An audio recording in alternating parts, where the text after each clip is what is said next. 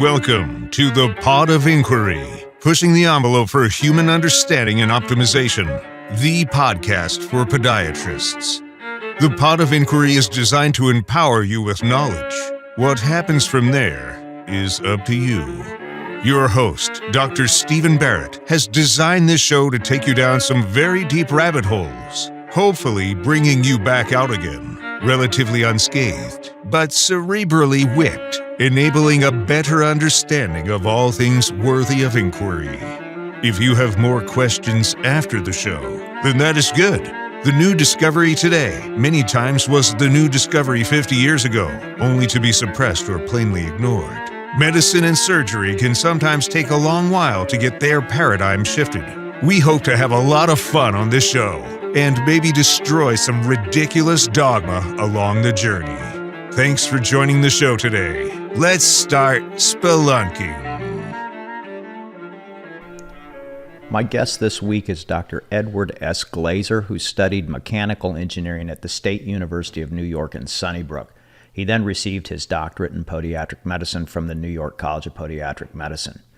Although not a common path for a podiatrist, it turned out to be the right exposure for a future foot biomechanist or biomechanist. You decide, tomato, tomato, right? Dr. Glaser developed a thriving practice over 13 years and then chose to walk away from that success to challenge orthopedic conventions with the development of his MASS, M-A-S-S posture theory. I'll tell you what that stands for in just a second. 30 years and over 1 million pairs of orthotics later. That's right, 1 million pairs of orthotics. Think about that. 2 million feet, right? Dr. Glaser made his life's mission a reality with Soul Supports, the orthotics lab that he founded, which operates under the core value, we make people better. MASS posture theory, which stands for maximal arch supination stabilization, is a unique look at managing foot biomechanics from an engineering perspective, utilizing an all-axis model based on idealized individual gait. He has published this in Foot and Ankle Foundation online journal. Dr. Glaser has earned a celebrated national and international reputation for revisioning and re-engineering foot orthotics and the way practitioners can significantly correct biomechanics in the foot, lower extremity, and ultimately the entire body. Bottom line, Dr. Glaser is a really bright, insightful, and interesting gentleman that I loved spending time with and having this great conversation. So please enjoy this episode with Dr. Edward Glaser. I'm here with Dr. Ed Glaser at his farm, and we've come down today to not only interview you, but to also discover what you've been working on with what I'll call the triple R technique. We'll get into that in just a little bit. Dr. Glaser, for the 5 or 6 of you out there in the podiatric world who don't know who he is the founder and CEO of Soul Supports, which is the orthotic company that I've personally worn the orthotic since we met 20 plus years ago. I think it was at the one of the Oregon State Society meetings, and I was blown away by your perspective on biomechanics, and still am today, and hopefully we can talk a little bit about that and maybe a little bit more than that, and then we'll go into some of the things that you're doing as far as raising pain thresholds, which I think is very interesting. So I guess let's start off in how you looked at biomechanics when you were first going through your training, and how did it shape things, and how did we get here today? Well, you got to remember, I tried to double major in engineering and pre-med, and I couldn't finish both in the 4 years I had a scholarship for. So then I had to go work for a couple of years in engineering and went back and did my pre-med. And when I got into school, the biomechanics we were taught just flew in the face of physics and engineering principles. And then I looked at the orthotics and they were so flat. I said, how could they support anything? And they said, well, we tilt the ground 2 or 4 degrees inverted inward. I said, that's the craziest thing I ever heard. The foot is a sagittal plane device. It pushes you off forward and by plantar flexing the ankle, and you're tilting the ground inward? And they explained that this is what Merton Root measured when he lied people on their stomach. And I said, well, what is he actually measuring? Well, he's measuring a failure of the foot to completely rotate to the ground. So you're left slightly inverted at the end of development at about 5.5 years old. And he's noting that and saying, well, if I tilt the ground, that will fix the problem. Well, it actually won't, for many, many reasons. This is, when I say flew in the face of physics, I looked and said, you're trying to control the heel bone, right? And you're putting a round object, the heel, into a round cup. Right. What does it do? It seeks its own position. It's a ball and socket. Mm-hmm. And then the skin on the bottom of the heel bone rotates medially and laterally. Mm-hmm. How much? Well, we measured it on 50 people. It goes 7 to 10 degrees in each direction. So here you are putting a 4-degree post plus or minus 7 to 10 degrees of soft tissue slippage. Right. Didn't make sense. So what you're saying, when you're saying the skin, you're saying the whole infracalcaneal complex, the fat pad, The bursal. all of the connective tissue. So in millimeters of translation, I mean, you gave me degrees. In millimeters, any estimate? Because I have a feeling the hydraulic mechanism of the inferior calcaneal fat pad has a lot more mobility, movement, than what we think, how we think about it. No, we didn't measure in millimeters, but I'm thinking back at our measurements, and it was probably 7 to 10 millimeters in each direction as well. It was 7 to 10 degrees, but 7 to 10 millimeters. Okay. The other thing I looked at is the measurements we're taking. There's good research showing the measurements are both inaccurate and irrelevant. Inaccurate because Kirby's study with Van Gelway and Phillips, where they showed of the 17 measurements in the static biomechanical exam, 15 had an inter-rater reliability of 0.6. So 60% of the time. 0.5, I mean. Okay. Only 2 reached 0.6, one of which was relaxed calcaneal stance. The other one was 4-foot varus. I said, then McPoyle did a 10-camera motion analysis study on these same measurements and found that they didn't influence the gait cycle. So it's like going into a furniture store and saying, I'd like a chair that's not only ugly, but uncomfortable. Well, that's a good way to put it. So what about the casting techniques? They had no repeatability. In engineering, when you want the same thing to happen over and over again, you build a big steel frame and bolt it to the ground. You then stamp it off the frame. That gives you a frame of reference. Right. Well, they had no frame of reference. You're out in space. And studies showed, Craig Payne did a study where they took 10 brand new students, 10 experienced doctors, and the one everyone agreed at La Trobe University was the Leonardo da Vinci of casting. They all cast the same foot. And Leonardo cast it 10 times, so they had intra and inter-rater reliability. Mm-hmm. What they found was within each group, there was a variation of 10 to 12 degrees between the forefoot and rear foot. Oh. 10 to 12. And you're putting a 4-degree correction on? And between groups, there was 16.5 degrees. So I met Craig at a conference. I said, whose foot did you use, Craig? He said, mine. I said, great, can I see it? And he took off his shoe. He has a rigid foot. He only has 16.5 degrees, and they found it all.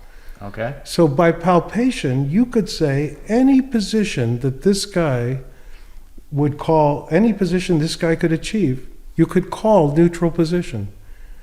Then Piernowski did a study on the palpational accuracy of neutral and found that it was plus or minus 3 degrees in experienced doctors. And keep in mind, the subtalar joint only moves 6 degrees normally. Mm. So anywhere within the subtalar range of motion, you could call neutral by palpation. It was just insane. I said, what you're trying to do is you're trying to take a bunch of measurements and create an orthotic off of measurements. When the foot is sitting right in front of you, showing you the geometry that it can achieve. Right. It'd be like if I asked you to take a picture of an elephant and there was an elephant and a giraffe, and you said, well, what I'll do is I'll go over to the elephant, take a bunch of measurements, then I'll take a picture of the giraffe And try to fit them. and I'll say a long neck, I'll turn it into a trunk, you know. You'll try to make it look like an elephant. Well, how accurate is that? I would say take take your measurement right off the foot that's in front of you. And there's only one thing in biomechanics, only one thing, that everybody agrees upon, going all the way back to Whitman in 1896. And Root said it too. When the posture of the foot goes up, when you elevate the foot's posture, it becomes rigid. When you let the posture come down, it loosens its structure. Right. Root said locked and unlocked. You could argue with his wording, but he was right. Mm-hmm. All of these biomechanists were right. The fact is, posture controls function. We've known it in everywhere else in the body. In your neck, it takes 12 pounds to support your head when you have good posture. Hang your head forward, it takes 42 pounds of force. Posture controls function.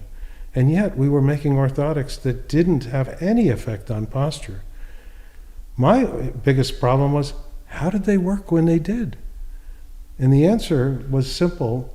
It was dampening the impact of pronation itself. Okay. You drop down, hit the orthotic, and as you're approaching the end of the range of motion, your ligaments are slowing down the velocity of impact.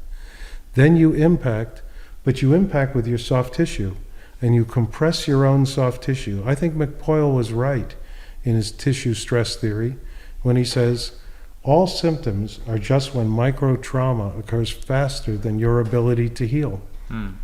So what's happening is you've taken somebody from just over the threshold where they're causing damage faster than they can heal, exhibiting a symptom, to just under the threshold, making no significant positive change in the gait cycle.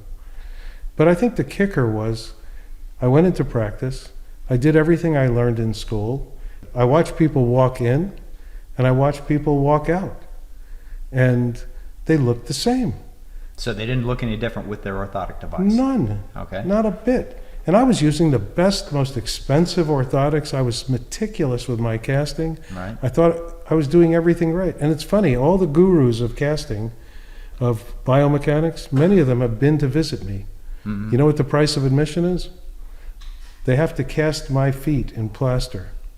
And I have a display cabinet outside my office in Tennessee of all these great biomechanists. Craig Payne's been to see me, and Eric Fuller has been to see me, and all these different people casting my feet that I admire, and they don't even look like the same foot.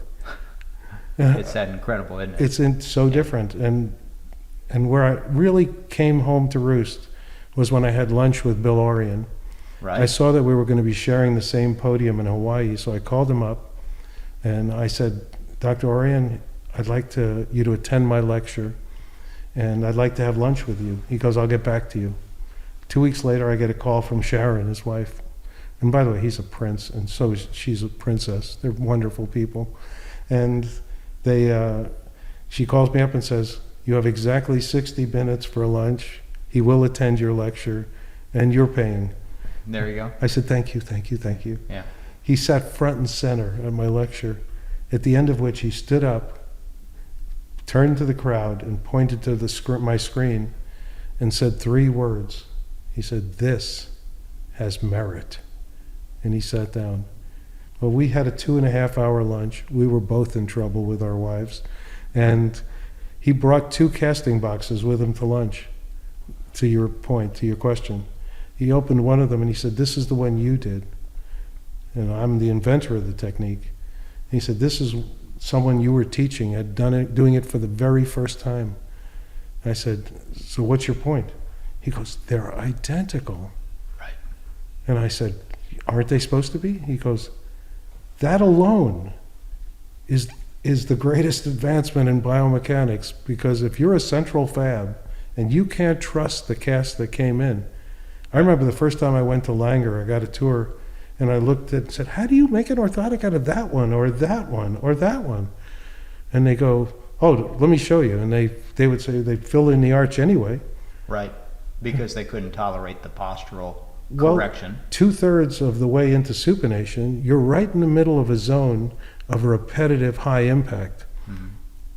Yeah, beat the bottom of your arch with a hammer, the weight of your body, 3,500 times a day if you're sedentary. Right. Yeah. 10,000, 20,000 times a day. 10,000 if you're a runner normally, and 20,000 if you're in the military. Right. And what happens?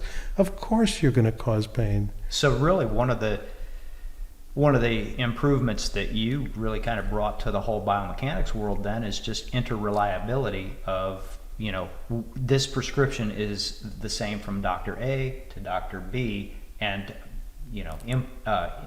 input equals output, right? If you have a terrible cast, the likelihood of getting a great orthotic is probably not great. And Mike Pernowski at McMaster University did a study and found that we were 67% more repeatable than plaster in people that had been doing 50 to 100 casts a month for 2 to 20 years and were given 10 minutes of instruction in our technique. And the reason is very simple. Every step of our technique pushes to the frame of reference, the ground. I tell people you'll always push them to the ground, hopefully never through the floor. Right.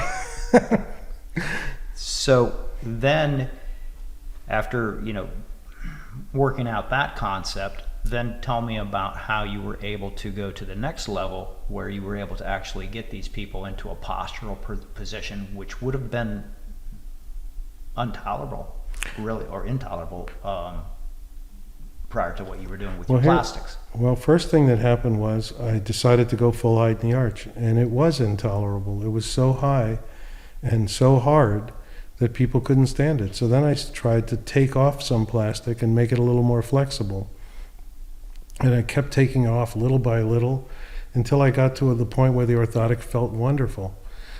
Then I looked at orthotics that for each individual person, I created an orthotic for them and one for me to calibrate against. And I had a board, and you would push down on their orthotic, and then you'd push on the one you're doing, and you'd compare one to the other. So it was just a comparison board. Okay. Later on, that developed into our first calibrator.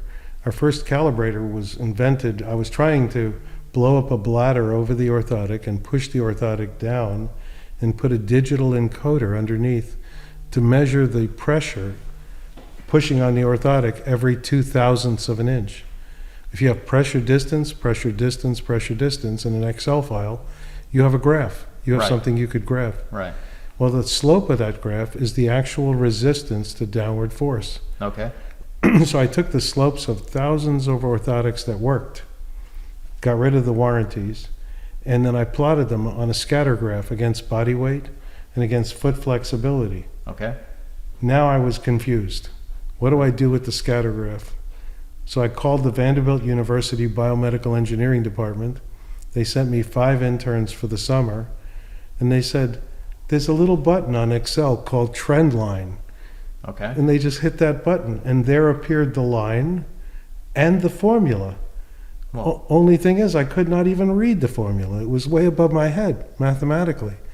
So these guys were working for me for the summer. I said, can you solve this? It's 2 simultaneous algebraic equations for 2 variables. I just don't know the math. Mm-hmm. It's 11th grade algebra. Unfortunately, I've forgotten. Right. They said, that'll take us about an hour and a half, 2 hours. I said, good. I'll pay you for the whole summer. They got A plus, and they got paid for the summer. Yeah. And I got my formula. Right. The result is I can now plug in the body weight and the foot flexibility, and I know the correct slope of the force curve, and I can literally calibrate. Now, the big advancement came when I was teaching my son's physics, helping him with his physics homework, and we were just luckily going over Pascal's law.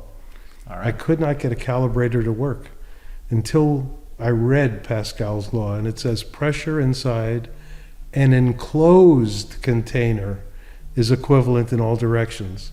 Okay. So what I did was I enclosed the container.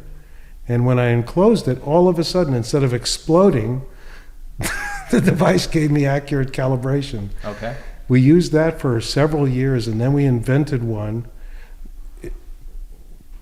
That is a complete hydraulically driven, and instead of measuring it with a digital encoder, which has some inaccuracy, because the point at which you calibrate, if it's off 1 millimeter, it changes your calibration.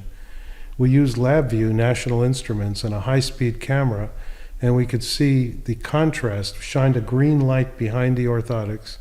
So you see this dark orthotic against a light background, and you could easily draw a line on top, and the computer does it for you and does the measurements and creates the force curve for you.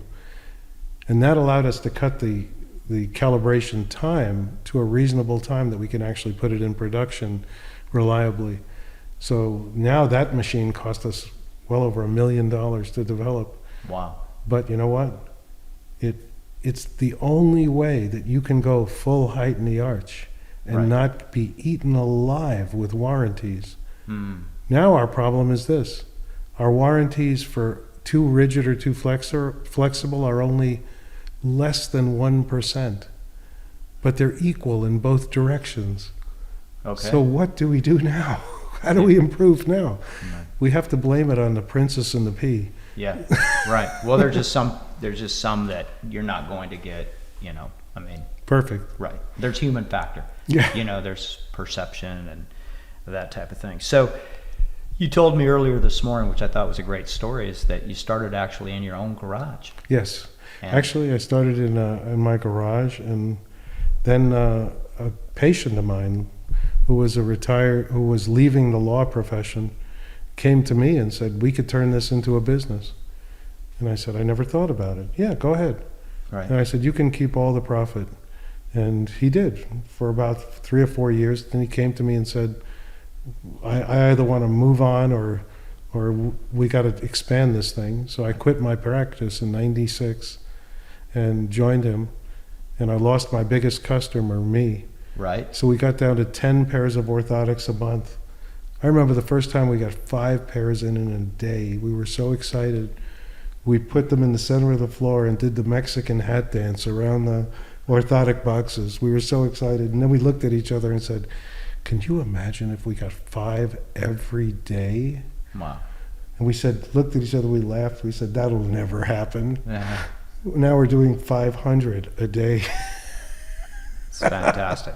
So after, what was that, about 1996? We started in '92. In '96, I quit my practice, June of '96. Okay. And I never turned back. I burnt my bridges behind me, sold my practice. Yeah. I paid off all my debts from the practice. There was $7,000 between me and bankruptcy. And so I had to sleep in my car. I had to work 7 days a week, 16-hour days for almost 7 years to get it off the ground. In the process, my partner said, I'm working harder than ever before and making less money because I'm dividing it with you. Right. He said, there'll be a day I'll be working all the time and making nothing. And he left. Yeah. I bought him out for very little. And bottom line is, that's when the company really took off. When you started focusing in. Let me ask you a question, because when you introduce new concepts to any type of profession, there's got to be some pushback. Did you get a lot of pushback when you first started going out on the lecture circuit and talking about this? Oh, enormous. Oh, gosh. And I kind of enjoyed it. Yeah. And I'll tell you why. P.T. Barnum used to say, people gather around a fight. So he used to have 2 acrobats go into town and fight. And every punch, they'd roll closer to the circus tent. Okay. And as they rolled into the circus tent, people followed him and paid their admission. Right. And I said, let me start a fight with everybody. That's okay. And when I first started doing this, I was antagonistic to Root. And I apologize for that, because when I finally looked at it closer, and I have to give credit to Chip Sutherland, he invited me to speak at his school, at his class of biomechanics at Barrett. And he sat me down and said, Ed, you and Root are not far apart. Right. He said, your mass posture is the 8 criteria of normalcy, which he really meant ideal. The 8 criteria of normalcy from Root. You haven't defied Root. You've accomplished his life's goal.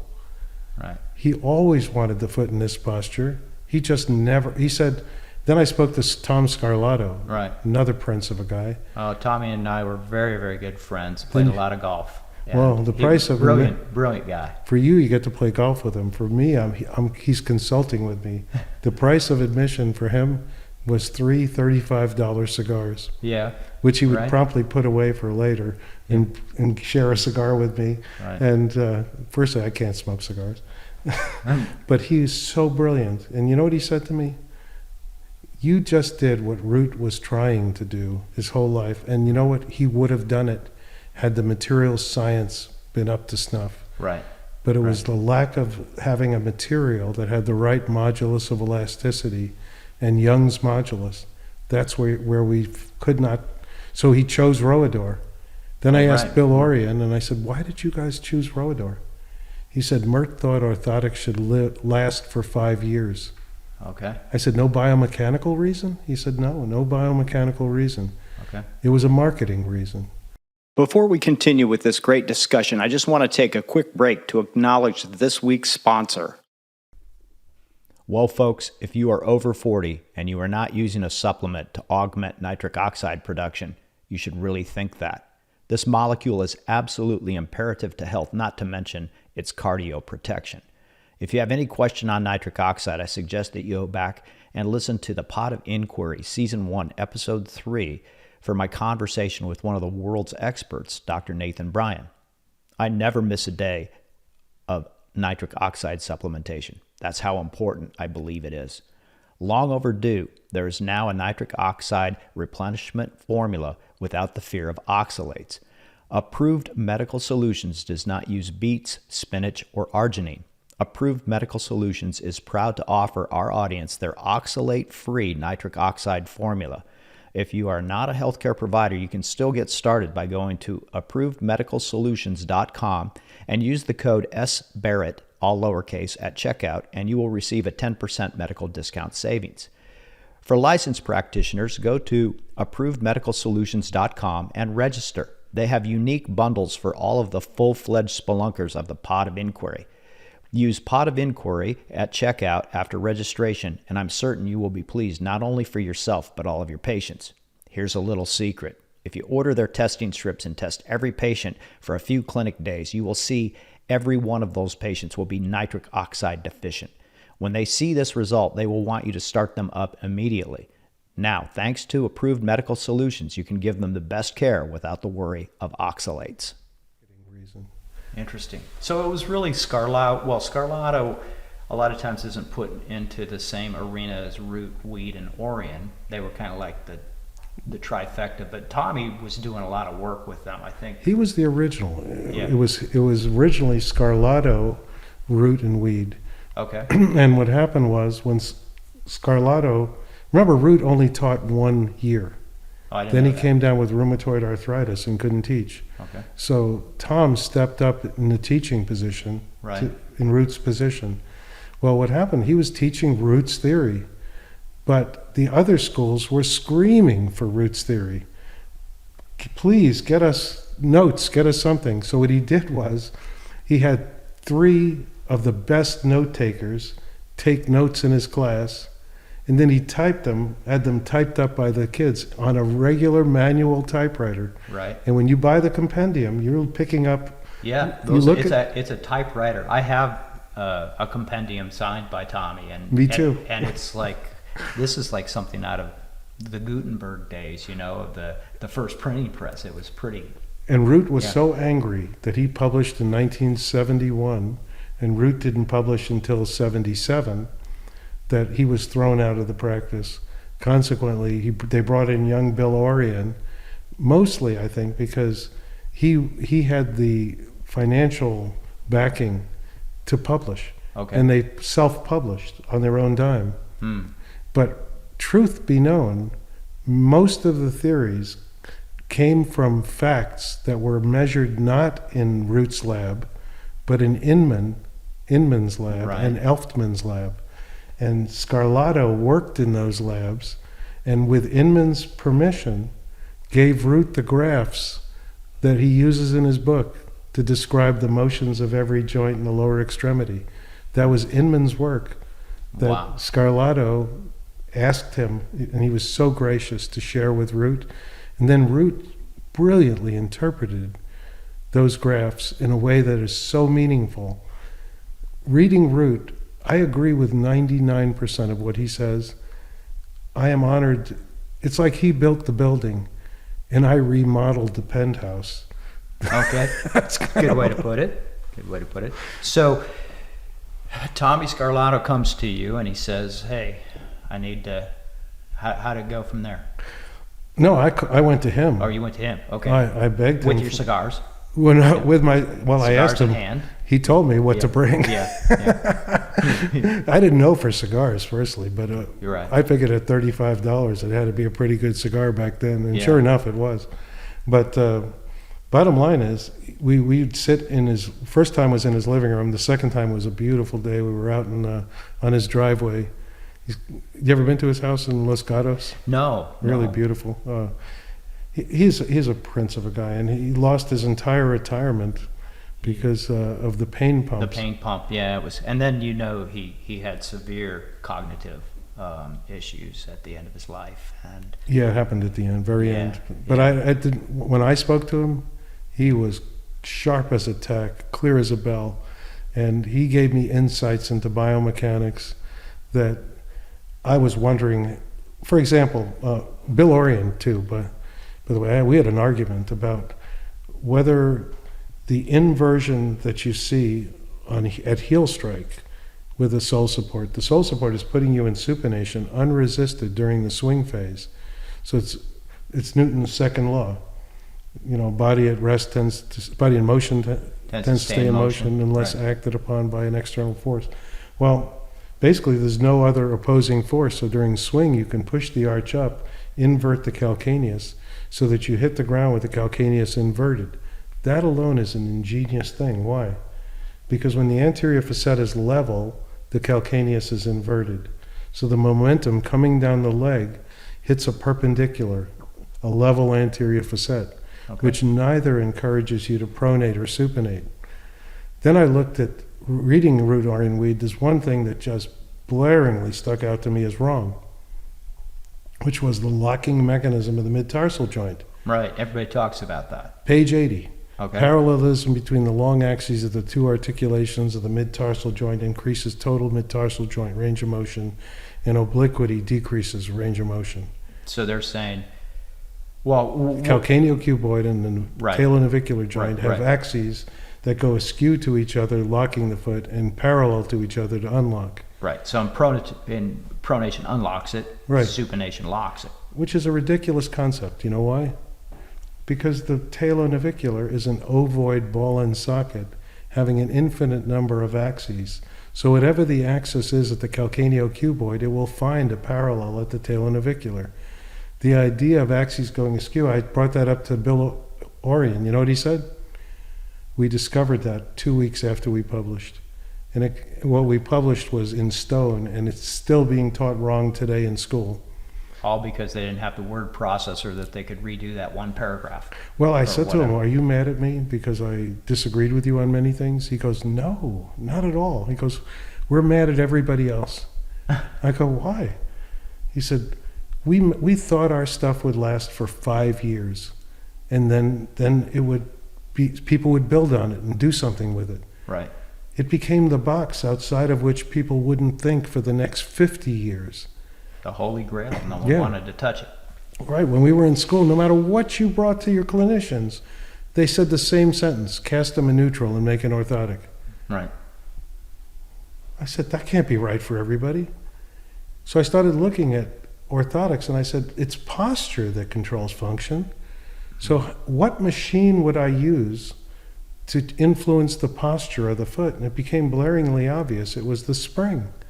That an orthotic is nothing but a spring. And all we have to do is calibrate the spring. And the question was, how hard should an orthotic push upward on the human body? Mm-hmm. That had been misstated for years. They said, should orthotics be rigid or flexible? That's not the question. The question is, if I take a curved piece of plastic, I put it on a flat surface, how hard should it push upward? The answer is Newton's third law. For every action, They're equal and opposite reaction. right. So Right. the answer is, how hard are you pushing downwards? Well, there are only three main factors that cause the downward force. Weight. Weight is the obvious one. Right. Second one, not so obvious. It was how flexible you are. Mm-hmm. If you're extremely flexible, the ligaments are not helping, so the orthotic has to work harder. The extreme of that is Ehlers-Danlos, where the posture is your choice. You Right. can decide whatever you put in their shoe, they'll mold to it. Right. Right. So the let's go back to that then. What about folks with severe equinus? Interesting. So, firstly, as I showed you, we can relieve equinus simply Right. by releasing the Right. gastrocs. Right. I personally think equinus is one of the, still to this day, regardless of how sophisticated we are, today, still equinus is still underappreciated and highly underevaluated. It's, I think, one of the major causes of plantar fasciitis, and plantar fasciitis is 40 to 50% of any podiatrist's business. Right. And what happens? It pulls up on the back of the calcaneus, causing the calcaneus to roll forward, flattening the arch. And that's how most pronation actually occurs.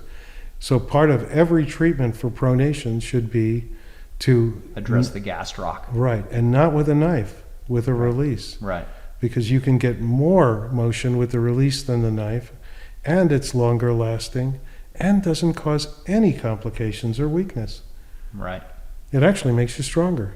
Well, the interesting thing about equinus is that I don't know if you're familiar with he's passed away, but Ramon Villadat in Spain.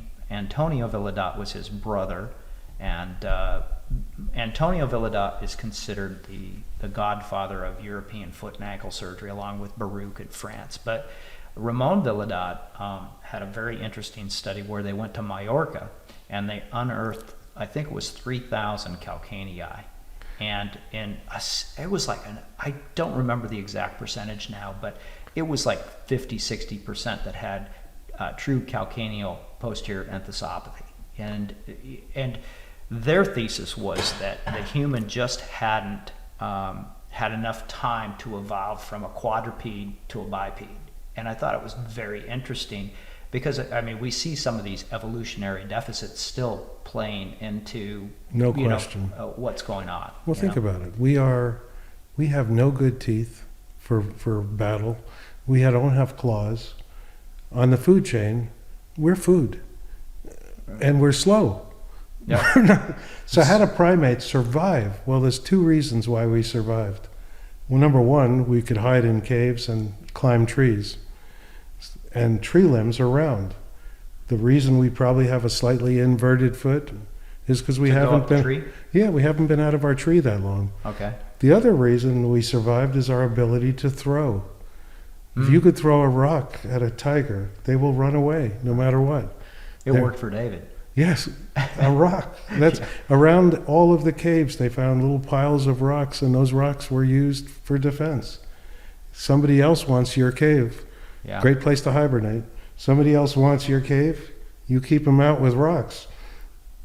No other animal can throw, but us. The monkeys can throw. Well, Monkeys, the monkeys do throw, but they can do it hanging upside down. Yeah, and usually they're throwing feces rather than rocks. But And they're vegetarians for the most part, right? I don't know. I've never really. I know the silverback gorilla is. The vegetarian. Yeah, I'm sure Yeah. people go up to him and go, "You getting enough protein?" Yeah. Oh man. So, how long did it take? We talked about some of the resistance and pushback, and the fact that controversy really put you on the map. It did. And it did the same for me with endoscopic plantar fasciotomy. I mean, it became hugely controversial, and that's what brought people to the table to say, well, let's have a look at this. Is it real? Is it not? And I think it has its place. It's Yeah. like everything else. It's another arrow in our quiver. Well, but what I'm talking about is the resistance. Are you at the point now where when you go to a meeting, almost everybody just universally accepts the fact that, hey, this is really what it's all about? No, I mean, the no. science, no, not yet. No, we're about, I'd say I have 5 or 10%. This funny thing though, I was Wait, at the 5 or 10% against it? no Or for it. For it. Oh, that's sad. It is. I'll tell you, I was at a conference in Vegas, 300 doctors in the audience. I said, how many of you have orthotics in your shoes right now? 5 people raised their hand. I I identified 4 of them as my customers. Right. I said, I don't want to pick on them. They're my customers. You, buddy, let me see what you have in your shoes. He pulls out his orthotics. They're mine. So I had to laugh. So 5 to 10%. That's it. That's hard to believe, actually. It's embarrassing, really, that 5 or 10% of our profession has accepted that Isaac Newton knows something about physics. Wow. Which is kind of weird. That all I'm doing when I teach is I'm teaching straight ahead Newtonian physics. Yeah. The advantage, all I did was I made the spring the exact shape of the foot when it's in its highest posture and where the greatest downward force is on the foot, which is mid-stance. When the other foot's in swing, so it's single leg support with the force directly over the orthotic. That's the greatest downward force. So I captured the foot in the highest arch you could comfortably accept with the soft tissues evenly compressed. To do that, I ordered different densities of urethane foam, and I cast a bunch of people that work for me, and pushed their feet into the foam, and I gave them as much soft tissue compression as all of them could tolerate. In other words, the least of them could tolerate. Okay. So I ended up with 3.2 psi foam. Then I inverted the foam 27 degrees, so when the foot was resting on it, it was inverted, inversion being part of supination. And because we know that we can go from very high supination down to a posture they can tolerate, but you can't, with crush box, you can never go in the opposite direction. Mm-hmm. You can only go down, you can't go up. Right. If you push too far down, you throw out your cast, it's useless. All right.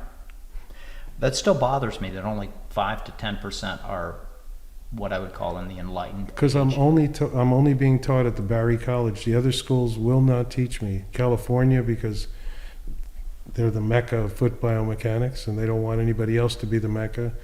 The other schools, because they hired people from California school who now teach biomechanics, except New York. They hired somebody from our school, from the New York school. Okay. And Philadelphia, they have a great biomechanist, by the way.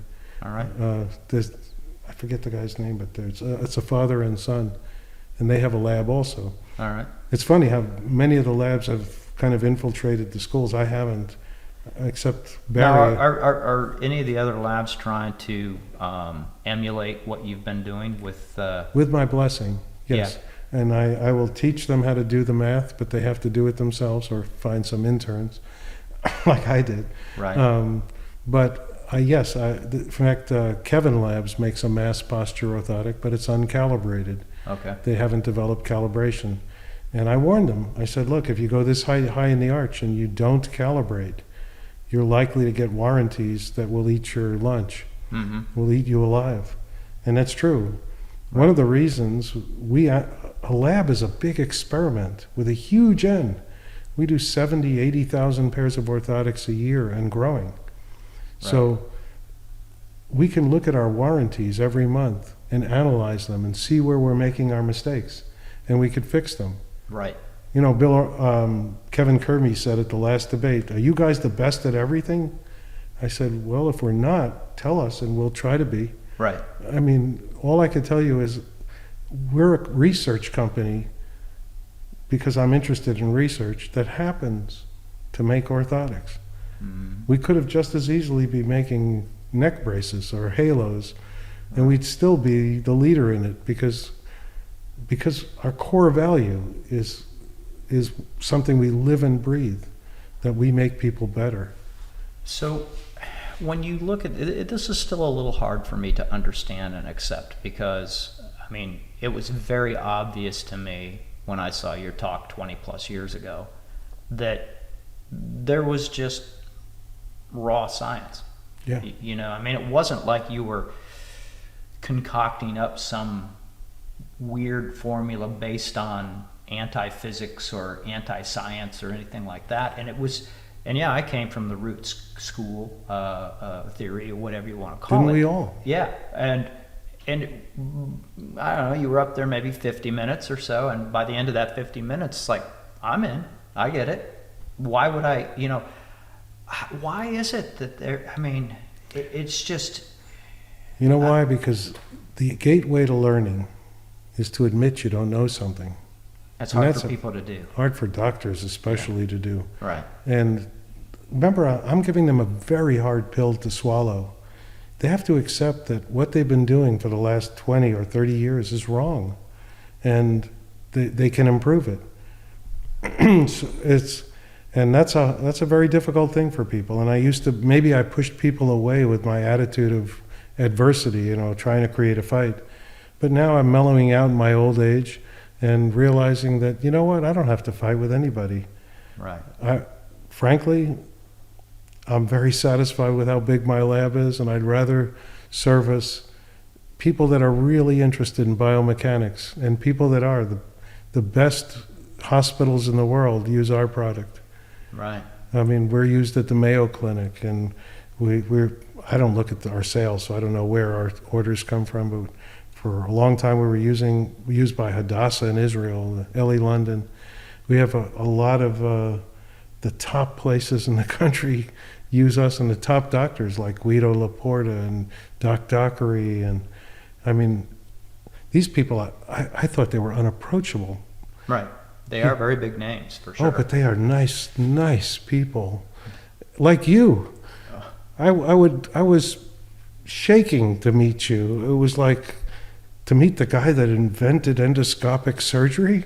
That's like, whoa, what an enormous thing. And you turned out to be such a nice guy. Well, it's one of those things where I think the bigger these guys are, and the more real they are, and we have these perceptions of folks when they, they're up there on the podium, that they're not approachable. And it's amazing. I mean, I've reached out to some, and not only in podiatric medicine and surgery, but in all disciplines. And the great gurus and everything, they're like super down to earth. They're just like, hey, I just want to share this stuff with you because I think it's cool. And, that's what I see in those folks. And like with Tommy Scarlato, I mean, I can tell you a little story with Tommy. When I first started going around teaching endoscopic plantar fasciotomy, we were up in a meeting, I think it was in Rhode Island, I can't remember exactly. But I got this note handed to me that Dr. Scarlato wanted to see me at the break. And I'm thinking, oh boy. I'm in trouble. I'm in big trouble right now. And so, I'm nervous now, right? And so I walk out. He's got his cigar there and everything.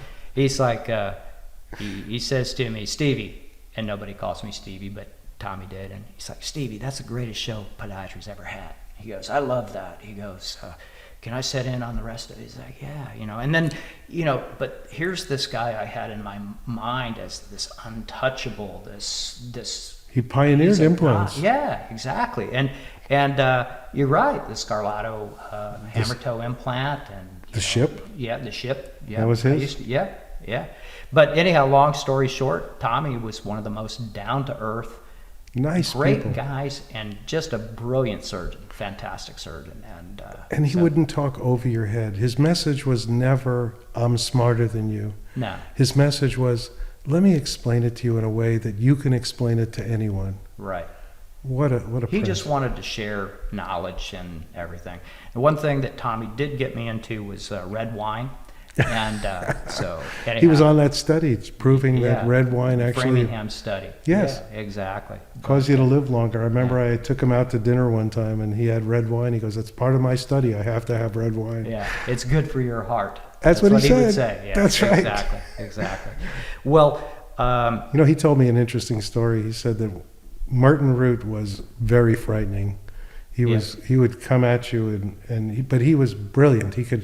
He would talk all night with you about the distal interphalangeal joint of the fifth toe, if you wanted to. Right. But he was scary, authoritarian, person and they had seen their first case of forefoot valgus, and they were discussing between Orion and Weed, and they sat in a cafe for hours shaking because they were so afraid to show this to Mert. They said, he's going to fly off the handle. Yeah. And sure enough, he did. He flew off the handle and he told them they were wrong and yelled at them. And then 2 weeks later, he saw his first case. And he came back as what we would call a real mensch. I mean, he came back and said, you guys are right. Right. And he could do that. He could chastise you and come back and say you were right. He was that big a person. Right. So a lot of people can't do that. No, they have Exactly. to. They say something idiot, And they're going to stay an idiot. right? They double down on it. Exactly. We see a lot of that today, don't we? Yeah. Well, I want to thank you for this experience today. And how do people get in touch with your lab? Soulsupports.com? Is that? Soulsupports.org, I think, is the .org. new one. And Okay. you can call our toll-free number, 888-650-SOUL, S-O-L-E. Okay. And give us a call, and or give me a call. You can call me personally. I'll give you my cell phone. Okay. 615-579-5846. Texting is better than calling because I'll answer those quicker. Okay. Very good. Well, Ed, it has been an honor for me to come down here and spend some time with you, and I've learned so much, and I just want to thank you. Thank you. Are you kidding? I'm honored to be here. Based on the very positive and inquisitive feedback that I've received from my conversation with Dr. Robert Kornfeld, which was Season 2, Episode 4, which we discussed the integration of functional medicine into your podiatric medical practice, I wanted to share with you my personal experience and why you should really think about taking Dr. Kornfeld's excellent functional medicine course. Over 20 years ago, I quickly learned that we had to treat the whole patient, not just the symptom down in their lower extremity. But I did not have the luxury of being able to obtain something like Dr. Kornfeld's training course. I had to piece it all together. And truthfully, I am still piecing it together, as it is a constant and evolutionary process that will never end because new information is always becoming more and more available. But by taking his well-constructed course, you will have a strong foundation to continue that building upon. And oh yeah, maybe the best thing is that this will allow you to have the platform to launch out of the imprisonment of third-party insurance, which will improve your life. Think stress reduction here now, folks. And at the same time, you'll be able to optimize the lives of your patients. If you want to go from dysfunction to full function, start here right now. Functional medicine provides you with the powerful niche that will allow you to go into the direct pay model and be done with the insanity of participating with insurance. Go to his website now and tell him we sent you, because you don't want to be dysfunctional anymore. To get on board with this fantastic educational opportunity, go to Dr. Kornfeld's website, instituteforfunctionalpodiatricmedicine.com. That's instituteforfunctionalpodiatricmedicine.com. We hope you all enjoyed today's show and got some truly empowering knowledge out of it. You can always follow up on anything we talked about in the show notes, found at our website, potofinquiry.com. If this incredible and educational conversation has tickled just a little bit of your cortex, please leave us a review and spread the message to your friends and colleagues. Let's keep spelunking. This podcast is designed for informational purposes only and does not constitute any medical or surgical consulting advice or imply a development of any physician-patient relationship. The opinions of guests who are featured on the show are not necessarily the opinions of Dr. Barrett or the production team. This podcast is owned solely by Barrett Medical and Surgical Media, LLC. While the show is highly oriented for physicians and healthcare providers, anyone interested in the improvement of human performance and understanding will find this a welcome goblet to sip from, or guzzle. However, no representation or warranties are made in any way whatsoever on this podcast for any products, techniques, or other things discussed. Invited guests are not vetted by the Pod of Inquiry for their qualifications and may have a direct or indirect financial interest in what they present and discuss on the show. The Pod of Inquiry disclaims any responsibility from anything taken from the show and used personally or professionally. It is a responsibility of the listener to perform their own due diligence prior to the implementation of any ideas, products, techniques, or anything talked about on the show.